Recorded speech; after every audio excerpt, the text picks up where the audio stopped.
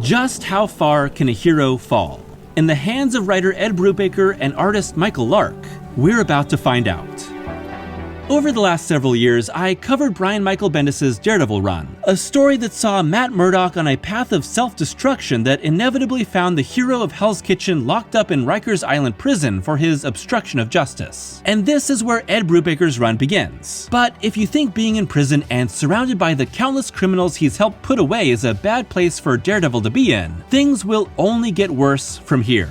By 2006, Ed Brubaker had already made a name for himself in comics with runs on Batman, Catwoman, Gotham Central, and Captain America, bringing a noir lens to the superhero genre through detective and espionage stories that grounded more colorful adventures within dangerous worlds that reflected street-level and international crime. So when Brubaker was chosen to shepherd Daredevil after Bendis and Alex Malev's award-winning run, it was no surprise that Brubaker's noir storytelling sensibilities would seep into the world of the Man Without Fear. After coming on board, Brubaker and Lark's time on Daredevil Volume 2 spanned from issues 82 through 119, an annual and the special renumbered issue 500, running from February 2006 through August 2009. It was a time of transition as well as balancing long-running plot threads with new directions. It was also the run that saw Daredevil end its time under the Marvel Knights imprint and transition back to the traditional Marvel banner. But after a long-running story that saw Matt Murdock suffer a nervous breakdown, get married, seize control as the new kingpin of Hell's Kitchen, become more violent than ever, and be locked away by the FBI, where could Brubaker go next? Under Brubaker's control, Matt Murdock will slip further and further from the light in a series of seemingly inevitable choices and consequences that take the devil of Hell's Kitchen from prison to Europe to New York's ancient underbelly. But does Brubaker's Daredevil run live up to the gargantuan crime epic of his predecessor? What is a Daredevil story when filtered through the noir fiction approach? And how will this story of a damned hero in a devilish world find new levels of darkness? This is the story of Ed Brubaker and Michael Lark's Daredevil, and the downward spiral of a hero.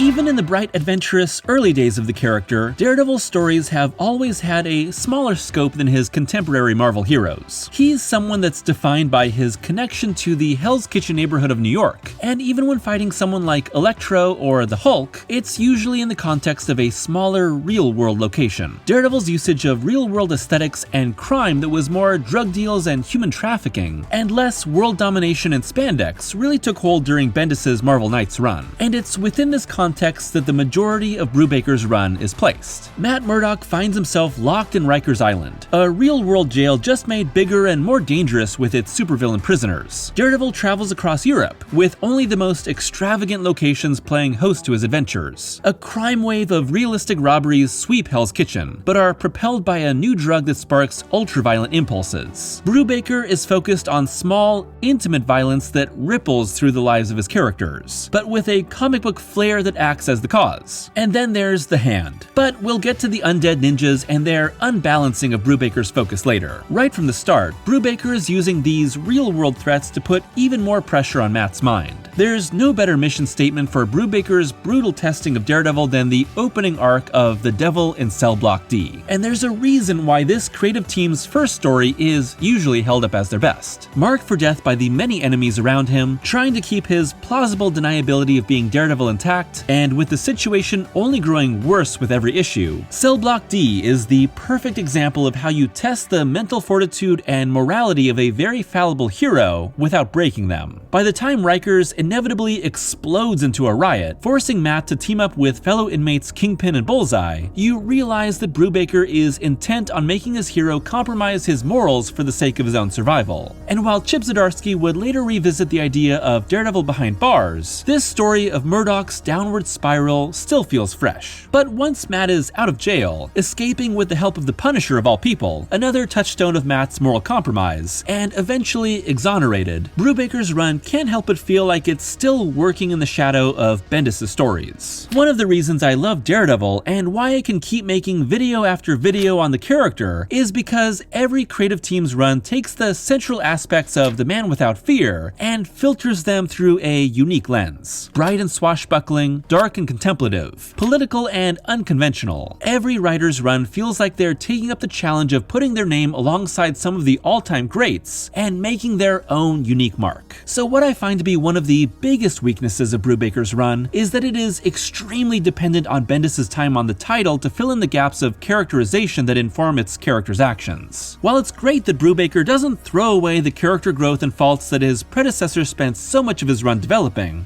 it also makes his narrative feel very indebted to Bendis. While there are many Brubaker hallmarks, the run can almost be seen as a Bendis coda. At this stage in Daredevil's ongoing story, Murdock has largely shifted from a do-gooder to someone whose time behind the mask is largely spent trying to cover up the mistakes he's made over the past several years. And while Brubaker would have his hero eventually embark on more outright heroics, with the story Cruel and Unusual, co-written with Greg Rucka, being the rare one focused on saving someone not connected to Matt, it always winds up back at Daredevil trying to keep his crumbling life intact with his fists and feet. In order to make the run his own, Brubaker shifts some of the title's supporting players. Jessica Jones, Luke Cage, FBI Director Davis, and besides one crucial action, Iron Fist, are all moved out of the title. And in their place are Private Eye Dakota North and law partner Rebecca Blake. But overall, the main cast of Brubaker's DD is very stripped down. Really, the only mainstays of any Daredevil run are Matt and Foggy Nelson, with every other character being chosen by the author depending on the type of story they're interested in telling. But Brubaker briefly challenges even this long-standing notion, with Foggy stabbed and seemingly killed in his first arc. We soon find out that Foggy's actually in witness protection, but Brubaker destabilizes his friendship with Matt even further, until the two are completely broken apart by the end. Almost every arc within Brubaker's time presents Matt with a challenge that can only be beaten by heading further down a destructive path. It's Brubaker taking the general arc that DD had been on throughout most of his Marvel Knights time and making it the major theme. Brubaker does, however, manage to pull his hero out of the prison predicament by the end of his second arc, The Devil Takes a Ride, when a dying Vanessa Fisk fabricates evidence to exonerate Matt and make it look like the FBI framed him. Matt accepts the freedom and returns to his normal life, but is burdened by even more guilt. The final punishment from Vanessa for all the destruction he's brought into her life? Matt must get her estranged husband, the Kingpin, out of prison. This may put greater guilt and psychological burdens on the hero, but it's also a really long and convoluted deus ex machina, with Brubaker working his butt off to make it not look that way. But it is. Vanessa having everything perfectly orchestrated to free Matt, dying of a broken heart, and not hurting the hero in any way besides psychologically is, almost literally, a get-out-of-jail-free card. I can't blame Brubaker for trying to move past Bendis' plot threads, but the intentionality of shedding Bendis' continuity sometimes seems to be the reason for certain stories existing, and not a side effect of telling something organically. But we'll get to poor Mila Donovan in a minute. From escaping prison to exonerating himself to battling the Kingpin for control of the Hand, Matt digs himself deeper and deeper, usually escaping his worst predicaments thanks to chance and the help of other people. While placing ongoing superhero comics within Joseph Campbell's monomyth story structure is kind of foolish because of their endless nature, the classic superhero story still draws its power from a hero journeying into the darkness and returning to the light stronger than ever. But Brubaker's narrative has no intention of leaving the darkness. Matt Murdock sits within his nadir and finds new ways to go darker and deeper issue by issue. It's within this darkness that we see Brubaker's noir fiction sensibilities define his Daredevil. Solitary. I barely even notice when they put me back in. I'm never alone now anyway, but I finally found something to drown out the constant roar of this hellhole. Foggy screams. I hear his last moments over and over in my head. He was so scared. They're going to pay for that. They think they know who I am, but they don't. Daredevil has always been me held in check. They've never met the real Matt Murdock.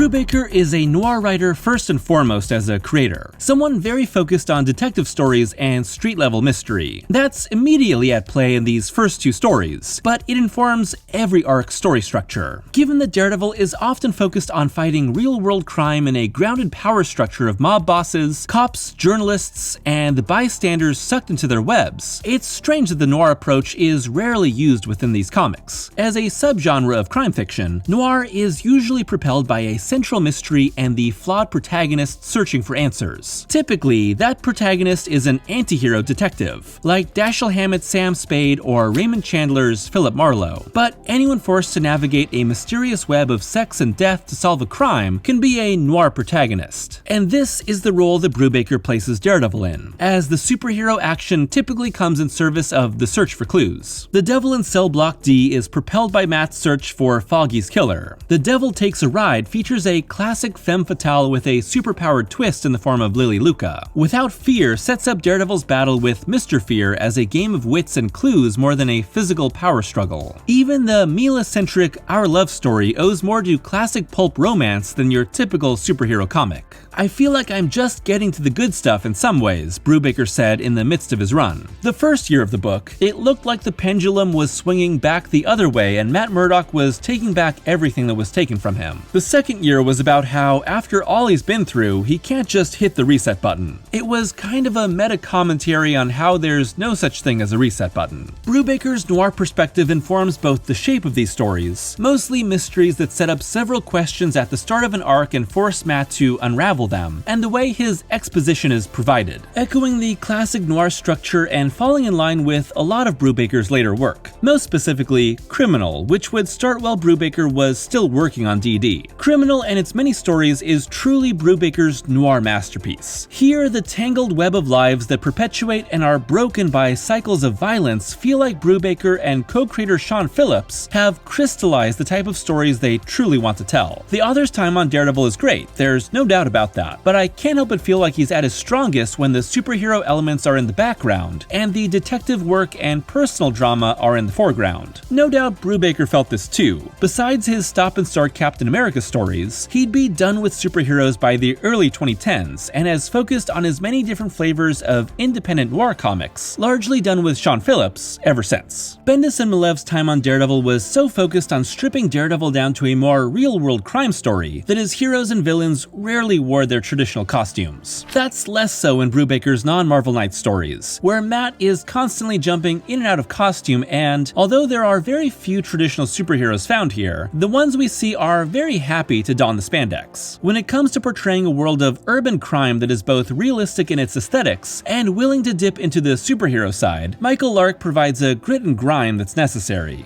Lark is known for his work on street-level stories, even when focused on superheroes. Clearly, Lark and Brubaker had already established a great working relationship with their time on DC Comics' Gotham Central, alongside co-writer Greg Rucka. And much like Gotham Central, a lot of Daredevil's narrative is propelled by detective work and intimate conversations, with the superheroics punctuating the story. Although Lark clearly had a lot of experience in the world of superhero noir prior to Daredevil, it seems like the illustrator has a period of adjustment needed here. Devil in Cell Block D might be Brubaker's best arc during his run, but Lark improves a lot afterward. His pencils are almost too loose at the start, feeling a little sloppy and too willing to go off model from panel to panel. Afterward, the artist maintains his signature rugged style that fits the noir mood, but his characters and action are just more consistent. Lark's work isn't flashy, but it has a great sense of pacing and rhythm, which is crucial for stories that rely on tense conversations and changing relationships. His figures are grounded and realistically designed, bruised and battered people with realistic sizes and muscles to match the noir tone. Inker Stefano Galdiano keeps Lark's pencils fairly rough and fills in even daytime scenes with inky shadows. Combined with colorists Frank D'Armata and Nat Hollingsworth's dingy and often washed out yellows, browns, blues, and purples, and you have a comic that looks like an old bruise. There's nothing romantic or vibrant here, underlining just how broken down Daredevil's world has become. And the world of Daredevil in Brubaker's hands is, much like Bendis, a grounded, dark, and grimy shadow world of crime, but even more subdued. So it's even weirder when the Hand eventually show up. Yeah, the Hand have always been that flashy and weird ninja side to Daredevil ever since Frank Miller created them, but they can be integrated well with the right approach. Here, they're a hard turn from the majority of Brubaker and Lark's focus on making Hell's Kitchen a more dangerous, modern den of crime. With Daredevil being out of action for several months, and Hell's Kitchen growing more and more dangerous without him, Brubaker creates a larger challenge for the hero. Can this out-of-step protector regain a foothold in his home, and bring order back to the chaos that was sown while he was gone? And what will it take from him when it does?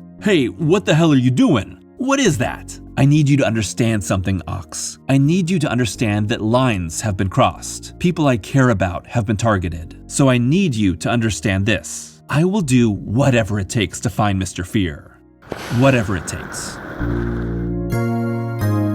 A central question about Daredevil ever since the Miller days is whether Matt Murdock is a symbol of goodness resisting darkness in the world, or a figure of darkness trying to embrace the light. There's no one true answer to this, but instead, it's a question of what direction a writer will take. The answer to that question in Brubaker's run is pretty obvious. Matt Murdock is absolutely a figure of darkness, and this is essentially the story of a hero deciding to completely embrace that darkness by the end. As I've said, Brubaker's DD is a downward spiral, but really, the ultimate defeat of Matt Murdock happens well before the end and is found in Without Fear. After several arcs and single-issue stories that have Matt seemingly targeted by disconnected villains, we find that old and rarely used villain Mr. Fear has been targeting the hero as revenge for years of defeats. But this isn't a physical confrontation, it's a psychological attack on what Matt holds dear. And specifically, that's Mila Donovan, who's poisoned by Fear's toxin and permanently driven mad, leading to her killing an innocent bystander and nearly murdering a caretaker while she awaits trial. This is simultaneously Brubaker's biggest reworking of Daredevil's life, and also the writer's biggest indulgence in one of the oldest and worst superhero tropes. When Bendis introduced Mila into Matt's life and married the two, the author fundamentally altered the playboy life of his perennial bachelor hero. It also gave his character a continual threat. Daredevil has, over the years, been plagued by the death of his love interests: Elektra, Heather Glenn, Gloriana O'Brien, and most recently at the time, Karen Page. While Mila was an interesting character, it always seemed like the two were never meant to be a permanent couple. But Brubaker moves her out of Matt's life in a faster and even crueler fashion than expected. By the end of Without Fear, Mila is committed to a mental hospital with no hope for a cure, and Mr. Fear willingly turns himself in, reigning like a king behind bars. In essence, Brubaker is both returning Matt to status quo and breaking him down even more. But this is easily one of the cruelest things a writer has done to a Daredevil character. It works in the context of the larger story the author is telling, but it also leaves a bad taste when seen in the larger scope of how love interests are so often destroyed for the sake of the hero's journey. You can call it fridging, but in the world of Daredevil, you might want to rename it paging. At the end of Without Fear, Brubaker makes sure to rub salt in the wound in a moment of dramatic irony as Matt is watched by the Hood, who's taken control of most of New York's organized crime. So, we gonna start up work in the kitchen again or what? Me and the guys need to get back in the action. Not just yet. Think we'll just let it be for now. Let this Daredevil think he's accomplished at least one thing. Matt endures some form of loss in almost every arc. He escapes prison but has to lie and break the system to do so. His journey to Europe sees Vanessa Fisk essentially beat him at the game she has created. He tries to help Melvin Potter, but the gladiator is turned into a violent psycho he can't save. But the biggest fall is yet to come. Regarding his final arcs, Brubaker said, "I don't think it's a crime story at all. I think it's a martial arts epic that has a lot of character drama going on at the same time. I think it's going to drag in a lot of different sections of Matt Murdock's life and take Daredevil into some territory that I don't think it's ever been." Brubaker's final story, Return of the King, starts with what is easily one of his best single issues, a story that tracks the Kingpin, who has been gone from the title since Cell Block D, and is illustrated by the excellent David Aja. And like the best stories here, it's a full-bore dive into Fisk's psyche as he attempts to start a new life in Spain with a single mother and her children, only for Lady Bullseye and the Hand to kill them, to return Fisk to his destructive ways. Like Brubaker said, this is definitely a martial arts epic, but it's just not as good as the rest of his run, or his time on Immortal Iron Fist with Matt Fraction. It's a story that becomes a strange blend of new dynamics and familiar tropes, as DD and Fisk team up to stop the Hand, with Kingpin in a rare state of emotional vulnerability. But the sudden shift to the Hand in these last dozen issues feels disconnected from the majority of Brubaker's time. While there's a few different threads that carry over, it feels like the run is split in two. The stories leading through Without Fear, and the stories after. So when we jump into our final two arcs that are pushing hard to the conclusion, it feels a little rushed. And let's face it, while the Hand are a fun threat, they're never very interesting. Alongside Brubaker and Lark's invention of Lady Bullseye, a dangerous character with a surprising and tragic origin, comes Master Izo, who is the team's most useless character. As a blind, mysterious, hard-drinking ninja master, it's obvious that Brubaker wanted to use the character of Stick, but didn't have the time to bring him back from the dead, so he just pulls out this other blind master to fill in. The substitution is too obvious, and it hurts the story. Maybe this rushed feeling comes from Brubaker leaving the title before he could tell every story he wanted to tell. In several interviews during his tenure, Brubaker revealed plans to return Bullseye to the book, bring Spider-Man in for a team-up, and get back to the imprisoned Mr. Fear. Instead, Return of the King is the fast, definitive follow-up to Lady Bullseye, and is the period on the end of Brubaker's statement that Matt Murdock is a dark, fallible, endlessly self-destructive hero. He's possibly more negative on the potential of his hero than any prior Daredevil author. Part of the appeal of Marvel heroes is their fallibility. This is, after all, what made Lee and Kirby's Fantastic Four so revolutionary when it debuted. Daredevil embraces that fallibility more than most, especially after Miller and Jansen. The question of how Matt will fall and what it will take to get back up hangs over every run. But that second half isn't part of Brubaker's story. Here, Daredevil stops the Kingpin's inevitable betrayal and accepts the Hand's offer to become their new leader. Now, at the very end of Brubaker's time, Matt has fully destroyed every relationship in his life and pledged himself to his sworn enemies. However, unlike so many of the terrible decisions made by DD earlier in the run, Daredevil assuming control of the Hand is one of his most thought-out acts of heroism. Knowing what destruction would be brought by the Kingpin as the Hand's leader, and how much potential evil lays within the ninja cult left to its own devices, Daredevil agrees that Master Izo's plan to place him at the head is the only hope of redeeming the cult. But is this the start of something good, or the Man Without Fear's worst mistake yet? At the end of Ed Brubaker's time on Daredevil, our hero is left in a darker place than ever, a challenge to incoming writer Andy Diggle to top where Bendis had once left him, with Matt about to undergo a series of challenges to prove him worthy of leading the Hand. But will Matt be able to stay on the side of the angels when surrounded by ancient evil? That answer will lead us to Shadowland, one of the most hated times in all of Daredevil's history, and the inevitable rock bottom to Matt Murdock and Marvel's quest to sink to the darkest pits imaginable. But for now, Brubaker leaves his readers with a cliffhanger worthy of any pulp noir, and questions of purpose and purity echoing within the mind of the Man Without Fear. I think about Mila's lost sanity, about Dakota's broken heart, and I know I deserve whatever awaits me below. Yet I pray I have the strength to endure it anyway. And then I smile, because I honestly can't remember the last time I prayed.